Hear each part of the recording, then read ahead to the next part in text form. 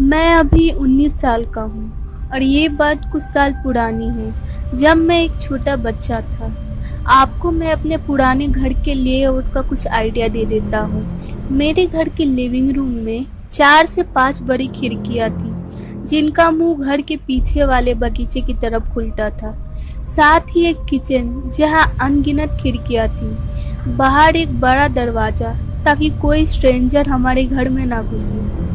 इस दरवाजे से ही कहानी की शुरुआत होगी। तो मेरी मम्मी खाना पकाने में बिजी थी, जैसे वो हमेशा रहती है। मैं लिविंग रूम में सोफा पर बैठे आराम से टीवी देख रहा था। अचानक मेरी खिड़की पर लगी पर्दे पर मुझे कुछ साया सा दिखा।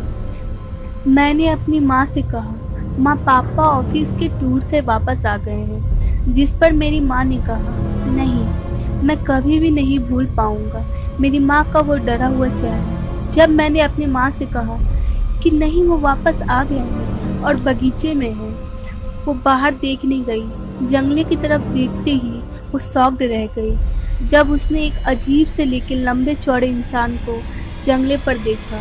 वो किसी साइको की तरह हंस रहा था।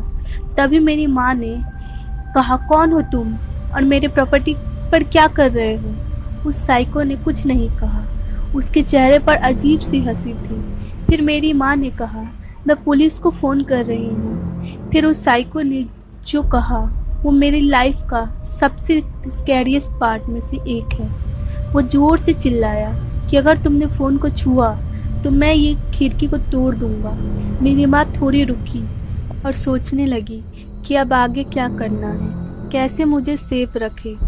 वो मुझे बचाने तो चाहती थी पुलिस को कॉल करके, पर वो डरी भी थी कहीं वो इंसान घर में ना आ जाए। जैसे उस इंसान ने देखा कि मेरी माँ पूरी डर गई है, वो भागते हुए दरवाजे की तरफ पहुंचा और खोलने की कोशिश की, पर लकीली दरवाज़ा लॉक था। क्योंकि मेरी माँ काइंड ऑफ पैरानॉइड पर्सन है, तो वो हमेशा दरवाज़ा लॉक्ड रखती है। वो चिल्लाने लगा कि मुझे अंदर आने दो। मेरी माँ चिल्लाकर बोली, हमें अकेले छोड़ दो। फिर उसने एक चाकू निकाला और जोर जोर से दरवाजे पर मारने लगा। मैं अभी भी कुछ समझ नहीं पा रहा था, क्योंकि मुझे ऐसा लगा कि वो मेरे डैड है। क्योंकि मैं बच्चा था, मेरी मम्मी मुझे कस कर पकड़ी और हम दोनों अपस्टेयर्स भागे। मेरी माँ ने मुझे सच में कस कर पकड़ा था। हम ऊपर पहुंचकर सब जगह देख रहे थे कि कोई सेफ प्लेस मिल जाए छुपने के लिए। तभी मेरे मामा एक रूम से निकले। उन्होंने हेडफोन लगाया हुआ था। मेरी माँ को पता भी नहीं था कि मेरे मामा घर पर ही है। वो नीचे की आवाज़ बिल्कुल ही नहीं सुन पा रहे थे, क्योंकि उन्होंने हेडफोन लाउड म्यूजिक पर चला रखा था। मेरे अंकल उस समय 25 साल के थे और वो बहुत फिट भी थे। मेरी मम्मी रोई और बोली, वहाँ एक इंसान है जो घर में घुसना चाहता है। जब वो बोल रही थी, वो साइको इंसान चिल्लाया कि मैं घर में आ चुका हूँ। उसकी सनकी आवाज़ मुझे बुला रही थी, जो मुझे बहुत अच्छे से याद रहा। उसने मुझे इतना डरा दिया था कि आज तक मैं उसकी आवाज़ भूल नहीं पाया। एनीवे, उस इंसान को पता नहीं था कि मेरे अंकल घर पर है और वो चिल्लाता रहा जैसे ये इतना भी पेनफुल नहीं होगा। मेरे अंकल ने हमें एक रूम में लॉक कर दिया और पुलिस को बुलाने को बोले। 5 मिनट के मारपीट खून खराबा के बाद पुलिस वहां आ पहुंची। उन्होंने पाया मेरे अंकल उस इंसान को बुरी तरह मार रहे थे बिना रुके। मेरे अंकल सच में उसके ऊपर बहुत गुस्सा थे। वो रुके नहीं। बाद में हमें पता चला वो एक पेडोफाइल है जो बच्चों को रेप, मर्डर और फिर उन्हें कहीं फेंक आता था। इसलिए शायद वो मुझे घूरे जा रहा था जब मैं टीवी देख रहा था। उस दिन के बाद मेरी मम्मी टेरिफाइड रहती थी घर पर अकेले रहने के डर से। मुझे हाइड एंड सीक बहुत पसंद था, खासकर मेरे अंकल के साथ। वो बहुत अच्छे थे। मैं अपने अंकल को कभी अच्छे से शुक्रिया नहीं बोल पाऊंगा जो उन्होंने उस दिन हमारे लिए किया। मेरी माँ तो ये बात भूल भी गई होगी। मुझे अभी भी ये सोच के रोंगटे खड़े हो जाते हैं कि क्या होता अगर मेरे अंकल ना होते या वो कभी हमारी आवाज़ सुन ही नहीं पाते।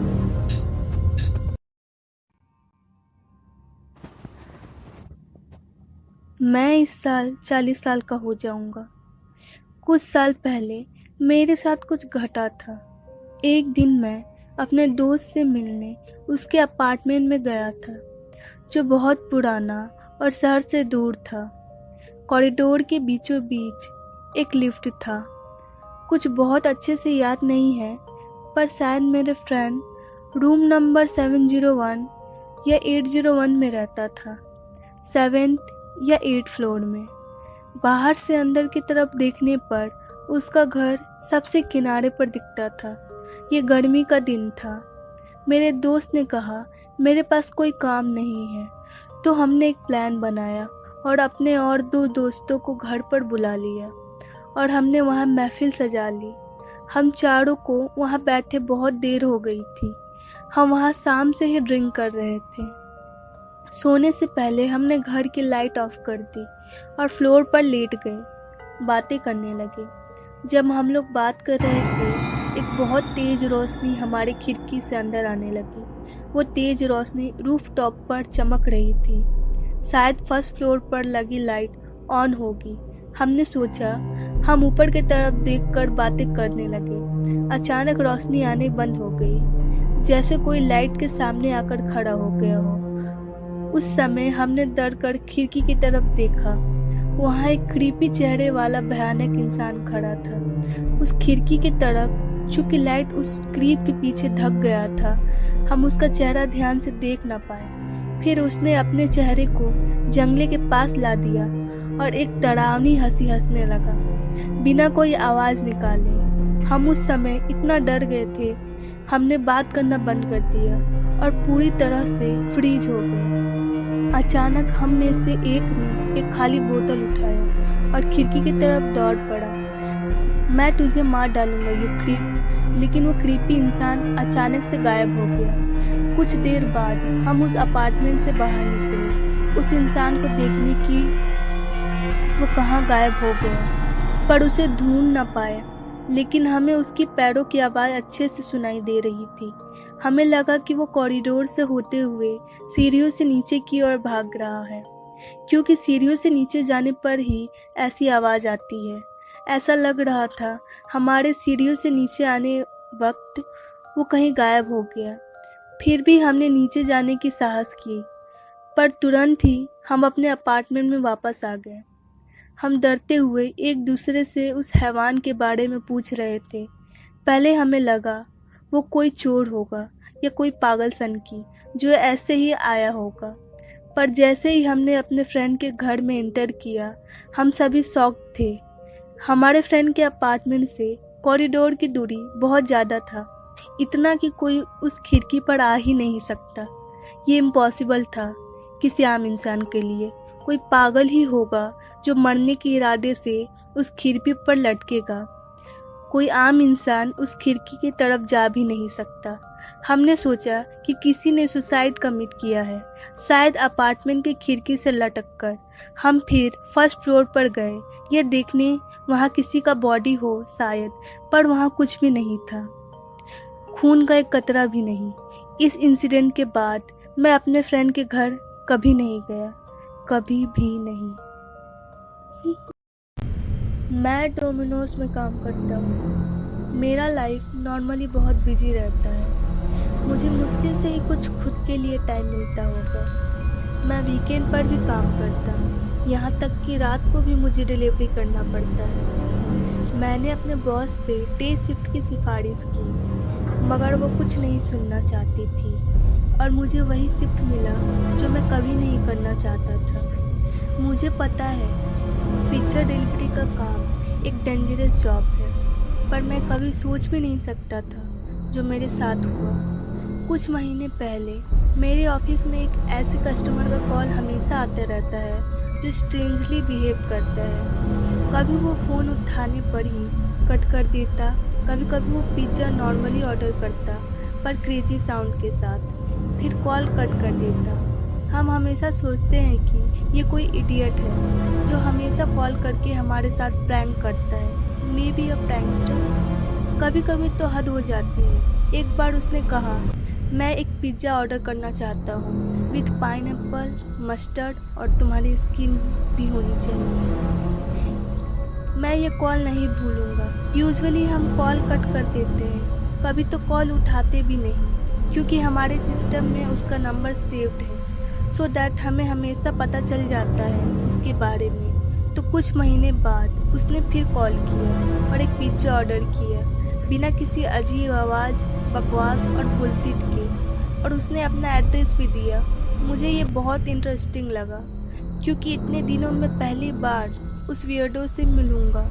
मैं उसके घर तक ड्राइव करते हुए जा रहा था। उसका घर किसी स्कैरी मूवी का पार्ट लग रहा था। पूरा सन्नाटा, सिर्फ एक घर, मीलों तक कुछ नहीं, जहाँ हम कभी डिलीवरी नहीं करते। शहर के शोर शराबे से दूर, ज़्यादातर सिटीज़ में ही हमारी डिलीवरी होती है। वो घर देखने में 100 साल पुराना लग रहा था। मैं कोई डरा हुआ नहीं था, बस मैं उस इंसान को आज देखना चाहता था। मैं फ्रंट डोर की तरफ पहुंचा, बेल भी बजाया, पर शायद घर की घंटी काम नहीं कर रही थी। तो मैंने नॉक किया। मुझे याद आया कि मैं तो सोडा लाना भूल ही गया। मैंने सोचा वो ज़रूर कुछ बकवास बोलेगा या पागल जैसा चिल्लाएगा। अंदर से कोई आवाज़ नहीं आया, तो मैंने फिर से उसके दरवाजे पर नॉक किया। लास्टली उसने दरवाज़ा खोला। उसने अपने चेहरे पर अजीब सा क्रेजी मास्क लगाया हुआ था। सिर्फ उसकी आंखें और उसका मुंह ही मैं देख पा रहा था। मैंने कहा, आपके पिज़्ज़ा का हुआ 343 रुपीज़, और सॉरी मैं सोडा लाना भूल गया। उसने मुझे ऊपर से नीचे देखा और कहा, कोई बात नहीं। उसने मुझे फिर से देखा। मैं भी उसे लगातार 5 सेकंड तक देखता रहा। अब मुझे भी ये बहुत बोरिंग लग रहा था, तो मैंने उससे फिर से पैसा मांगा। उसने कहा, ठीक है, और मुझे पूछा, क्या कभी किसी ने तुम्हारे ऊपर अटैक किया है? मैंने कहा, नहीं, और अगर कोई मुझसे पंगा लेगा तो बच नहीं पाएगा। फिर उसने अपना मास्क हटाया। उसके चेहरे पर बहुत सारी कट्स और वुंड्स थी। मुझे बिल्कुल आइडिया नहीं है कि ये उससे कहाँ से मिला होगा। मैं तो सोच भी नहीं सकता कि किस पर क्या बीती होगी, पर वो पागल जैसे हंसने लगा। मेरी तरफ देखते हुए मुझे एहसास हो गया कि वो मुझे कोई पैसे नहीं देने वाला। तो मैंने उससे कहा, मैं जा रहा हूँ। मैं मुड़ा और आगे की तरफ जाने लगा। वो मुझ पर चिल्लाया और ज़ोर से दरवाज़ा बंद कर दिया। ये पागल सनकी भी था। मुझे अब ये बिल्कुल फ़नी नहीं लग रहा था। लास्टली उसने कुछ ऐसा किया कि मुझे लग ही रहा था कि ऐसा कुछ होने वाला है। उस दिन के बाद वो रोज़ हमें एक दिन में 50 बार कॉल करता था, पर हमने उसे हमेशा नो डिलीवरी सर कहा। जनरली फ़ोन उठाने पर वो चिल्लाता रहता।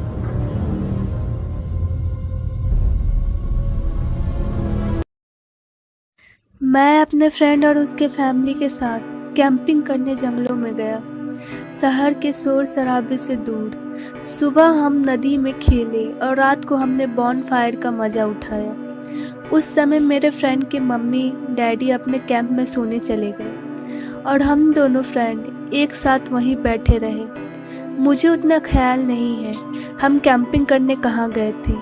अभी मेरे फ्रेंड से मेरी उतनी बातें भी नहीं होती, तो कहना मुश्किल है।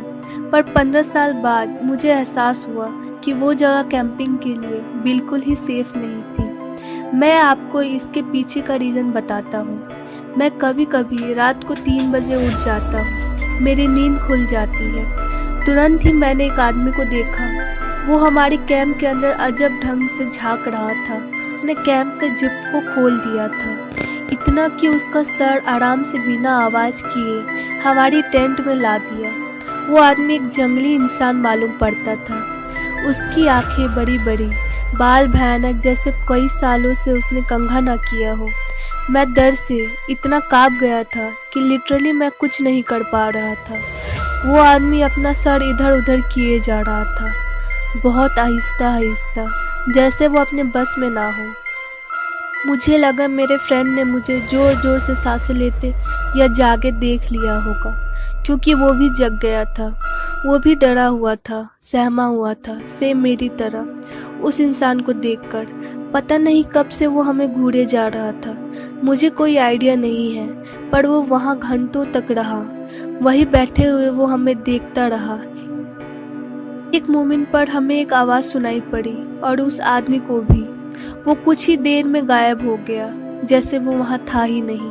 और कुछ मिनट बाद हम अपने टेंट से निकले और मेरे फ्रेंड के मम्मी डैडी को जगाया, उन्हें सारी बातें बताई। हमारे ट्रेन से निकलने और कुछ बातों के दौरान वो इंसान कहीं दूर चला गया। इस हादसे के बाद मैं अभी भी कैंपिंग करने से डरता हूँ, आज भी।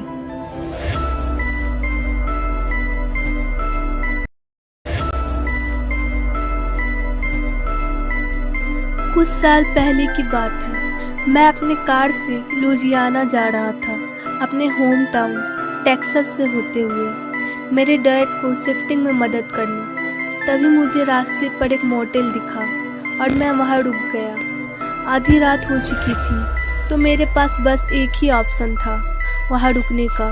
मुझे याद नहीं कि रिसेप्शन पर कौन था। मैं इतना थका हुआ था कि मुश्किल से ही मैं अपनी आँख खुली रख पा रहा था। मुझे जहाँ तक याद है, मैं सीधे बेड पर गया, अपने जूते उतारे और मैंने ये नोटिस किया कि मेरे रूम किसी दूसरे रूम से कनेक्टेड है। मैंने ये भी नोटिस किया कि उस दरवाजे पर जो लॉकिंग सिस्टम था वो अंदर की ओर दरवाजे को खोलता। मैं अपने बेड पर लेट गया और लेटते ही मुझे नींद आ गई। मैं बहुत गहरी नींद में था, इतना कि किसी के आने जाने पर भी मेरी नींद ना खुले। मैं घंटों से सो रहा था, फिर मुझे एहसास हुआ कि मेरे घर में कोई है। मेरे अनकॉन्शियस माइंड की हेल्प से एक शार्प चीज मेरे कमर पर आकर लगी। मैं चिल्लाया और बेड से नीचे गिर पड़ा। मैंने देखा उस इंसान को, उसका चेहरा मुश्किल से ही मैं देख पा रहा था। एक दुबला पतला इंसान जो दरवाजे की तरफ भागा, मुझे इंजर्ड करते ही। मैंने भी उसका पीछा किया और पीछा करते हुए बाहर आ गया। मुझे पता ही नहीं चला कि मैं कब बेहोश हुआ और वहाँ खड़े एक सिक्योरिटी गार्ड ने मुझे देखा बेहोशी की हालत में और मुझे तुरंत ही हॉस्पिटल ले जाया गया। हॉस्पिटल में जाते ही डॉक्टर ने मेरी बैग से एक शार्प चाकू निकाला। मैं कुछ समझ नहीं पा रहा था। उस इंसिडेंट के बाद मैं उस मोटेल में कभी नहीं गया और मुझे कोई आइडिया भी नहीं है कि ऐसा मेरे साथ क्यों हुआ या वो बंदे को मेरे साथ क्या दुश्मनी थी।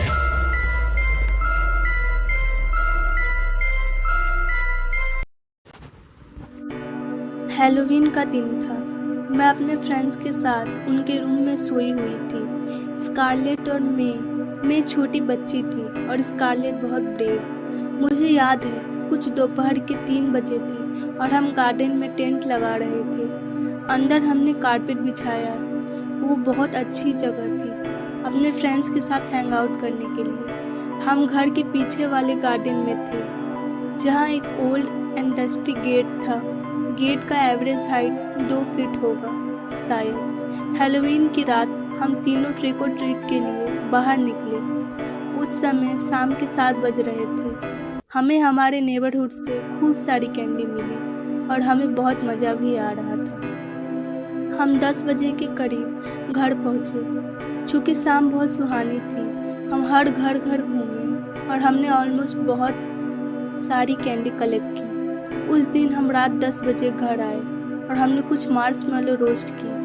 फिर हम सोने चले गए। आधी रात थी, सब अपने अपने घर में एंजॉय कर रहे थे और रास्ते पर कोई भी नहीं था, तो हमें भी मस्ती करने का टाइम मिल गया। अचानक एक आदमी दरवाजे पर आया और जोर जोर से दरवाजे को हिलाने लगा। क्या तुम दोनों ने वो आवाज़ सुनी? मेरी एक फ्रेंड ने कहा। और उसके बोलने की देर थी, हमने एक खांसते हुए आदमी की आवाज़ सुनी। स्कारलेट ने मेरा मुंह पर हाथ रख दिया क्योंकि मैं ऑलमोस्ट चिल्लाने वाली थी। ये आधी रात थी और उस आदमी की एक आवाज़ हमें डराने के लिए काफ़ी था। तुम लोगों को कैंडी चाहिए? उसने कहा। वो एक बुढ़ा इंसान था और उसकी आवाज़ बहुत भारी थी। ऐसा लगा उसने बहुत सारी अल्कोहल पी रखी है। चलो निकलो भी, मुझे पता है तुम लोग वही टेंट में छुपे हुए हो, उसने कहा। मेरी फ्रेंड की आंखों में आंसू थे और मैं तो हिल भी नहीं पा रही थी। मुझे ऐसा लग रहा था कि मेरा पूरा शरीर पैरालाइज हो चुका है। स्कारलेट ने मेरी तरफ देखा और उसने अपनी अंगुली पर काउंटिंग करना शुरू किया। जैसे ही काउंटिंग खत्म हुई, हम बहुत तेज भागे और भागते हुए घर के अंदर घुस गए। पर मैंने गलती कर दी। मैं घूमी और उस आदमी को देखा। वो आदमी एकदम जानवर की तरह था। उसकी आंखें पूरी लाल, चेहरे पर स्किन का एक टुकड़ा नहीं। उसका शरीर ऐसा मानो उसके शरीर में जान ही नहीं है। वो भूखा था, बहुत भूखा, खाने के लिए नहीं। मुझे ऐसा लगा कि वो हमें खाना चाहता था। वो बस गेट में किसी तरह अंदर आना चाहता था। वो बस अंदर आने ही वाला था, पर वो गेट नहीं खोल पा रहा था। मैं उसे घूरे जा रही थी, तभी मैंने देखा उसके हाथों में एक बड़ी नाइफ। मुझे देखने में कोई गलती नहीं हुई, वो नाइफ ही था। मैं भागी। हम तीनों फ्रेंड अंदर आए, जहाँ मेरी फ्रेंड की माँ सो रही थी। हमने उन्हें सब कुछ बताया। उन्होंने पहले तो विश्वास नहीं किया, पर जैसे ही उन्होंने पर्दे हटाए, वो आदमी वही था। आंटी ने घर के दरवाजे को लॉक किया और जल्दी से 911 पर कॉल किया। वो जल्द ही घर के दरवाजे पर पहुंच गया और जोर जोर से दरवाजे पर मारने लगा। मारते मारते उसने कुछ देर सांस ली और कुछ 5 मिनट में पुलिस वहां आ पहुंची। उस आदमी ने भी आवाज सुनी और वो बिना आवाज किए वहां से चला गया और हमारे सांस में सांस आई। जाने से पहले उसने मुड़कर हमारी तरफ देखा और फिर पुलिस हमारे यहाँ पहुंची। पुलिस ने उस आदमी को ढूंढने की बहुत कोशिश की, पर उसे ढूंढ ना पाए। हमने पुलिस को सारी इन्फॉर्मेशन दे दी थी। हम तीनों सोने चले गए, पर हम सो नहीं पाए। लास्टली मैं ये बोलना चाहती हूँ कि हम वो हेलोवीन कभी नहीं भूलेंगे।